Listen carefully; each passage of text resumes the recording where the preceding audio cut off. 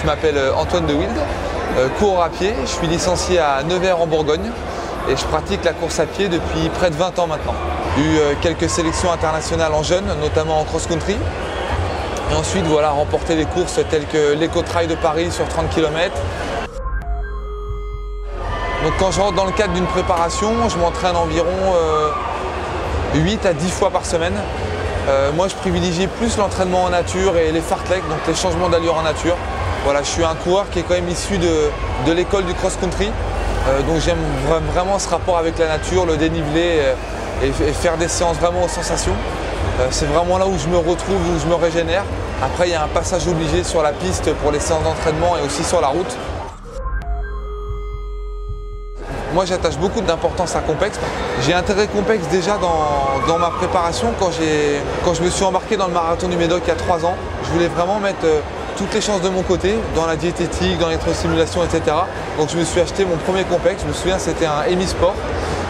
Et j'ai intégré vraiment le Compex dans ma préparation. Ça m'a beaucoup aidé, surtout dans la récupération. Je n'avais pas creusé dans tous les programmes, mais dans la récupération et dans l'enchaînement des entraînements, ça m'avait beaucoup apporté. Parce que j'avais une petite déficience dans l'endurance et j'avais du mal à accumuler les kilomètres et intégrer ces séances de récupération au quotidien. Je fais beaucoup de capillarisation avant ou la veille des entraînements. Voilà, je trouve que ça me draine pas mal et j'ai un bon ressenti après derrière sur l'entraînement.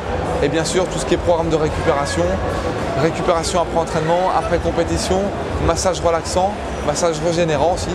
C'est des programmes que j'utilise beaucoup, qui sont dans mes favoris de Compex.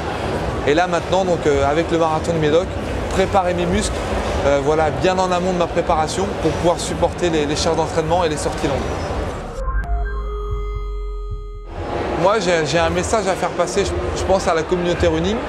Je trouve que la course à pied, ça reste une discipline qui est dure. Voilà, qui est dure physiquement et mentalement. Déjà, on est tout seul. On va vraiment chercher loin dans la souffrance, dans les ressources mentales sur des préparations ou sur des compétitions.